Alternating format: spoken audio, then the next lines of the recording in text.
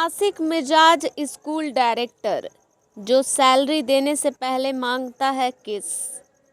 School में ज़्यादा काम से पहले खुद को खुश करने की करता है पेशकश। स्कूल की महिला कर्मचारी के साथ करता है छेड़खानी। इच्छा पूरी नहीं करने पर महिला कर्मचारी की रोक रखी है सैलरी। न्यूज़ 9 टाइम्स नरकटियागंज से रंजीत गुप्ता की रिपोर्ट। पश्चिमी चंपारण के बेतिया शिकारपुर थाना क्षेत्र से एक हैरत अंगेज शिक्षा प्रबंधन से मामला आया है, जिसमें एक निजी स्कूल प्रबंधक के द्वारा अपने ही स्कूल के महिला प्रबंधन कर्मचारी से सैलरी लेने के पहले किस देने की शर्तें लगा दी हैं। साथ ही साथ उस स्कूल के डायरेक्टर के द्वारा उसके साथ छेड़छाड़ और गलत हरकतें भी की जाती हैं। हालांकि सुशासन के सरकार में प्रदेश के लिए यह कोई बड़ी आश्चर्यजनक बातें नहीं हैं, और उसमें भी शिक्षा जैसे पवित्र संस्थानों में ऐसी हरकतें और शिकायतें अब आम होती जा रही हैं। हालांकि पश्चिमी चंपारण में भी कई बार ऐसा हुआ जब शिक्षा देने वाला मंदिर सर्वसार हुआ है, चाहे स्कूल हो या कोचिंग संस्थान, सभी जगहों से आए दिन शिकायतें मिलती रहती हैं। कई एक बार तो लोक लज्जा के कारण मामलों को दबा भी दिया जाता है।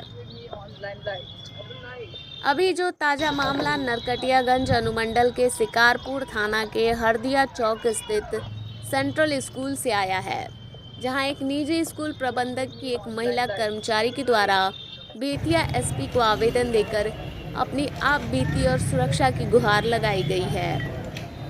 आवेदन में महिला ने बताया कि वो पश्चिम बंगाल के दार्जिलिंग की रहने वाली हैं और उसे नरकटियागंज के हरदिया चौक स्थित सेंट्रल स्कूल के डायरेक्टर अफरोज अख्तर ने प्रति माह 25,000 रुपये और खर्च के लिए 10,000, कुल 35,000 रुपये प्रति माह देने की बात कर उसे पश्चिम चंपारण बिहार बुलाया गया था, जहां स्कूल के मैनेजमेंट से संबंधित सभी कार्यों की जिम्मेदारी भी दी गई थी।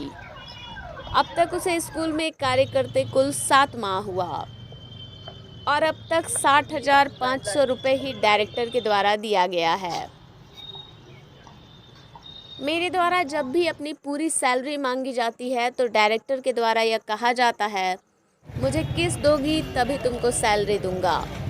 वो इन 7 माहों में कई बार मुझे गलत हरकतें करने की कोशिश करता है, स्कूल में ही हाथ पकड़ लेता है और छेड़छाड़ शुरू कर देता है। जब भी मैं इसका विरोध करती हूँ तो वो डराता धमकाता रहता है और बोलता है कि कितना स्कूल पर ही ध्यान दोगी, मुझ पर भी ध्यान दिया करो। वह मुझे यह भी कहा है कि तुम कहीं भी जाओगी मुझे कुछ नहीं होगा, मेरी पहुँच ऊपर तक है। इन सब मामलों से मैं काफ़ी मानसिक प्रताड़ित हूँ और मुझे काफ़ी भय लग रहा है और अनहोनी होने की आशंका बनी हुई है। वहीं मामले की गंभीरता को देखते हुए बेतिया एसपी उपेंद्र नाथ वर्मा ने महिला को शिकारपुर थाना भेजकर आवेदन देने को कहा और प्राथमिकी दर्ज करने को थानाध्यक्ष को निर्देशित किया, जिसके पश्चात शिकारपुर थाना ने महिला के आवेदन पर प्राथमिकी दर्ज कर अग्रतर कार्रवाई शुरू कर दी है। वहीं इस संबंध में स्कूल के डायरेक्टर ने आश्चर्य प्रकट किया है।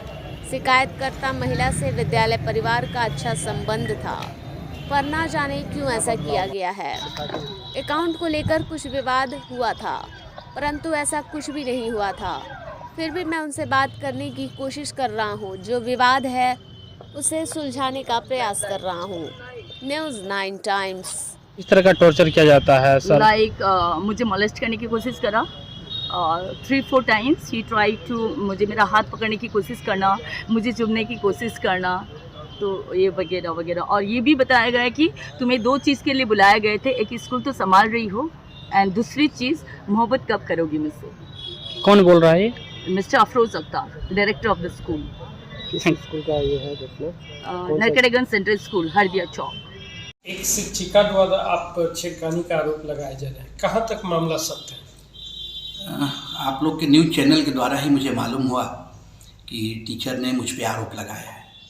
मुझे स्वयं समझ में नहीं आ रहा है कि आखिर उस शिक्षिका ने मेरे साथ ऐसा क्यों किया।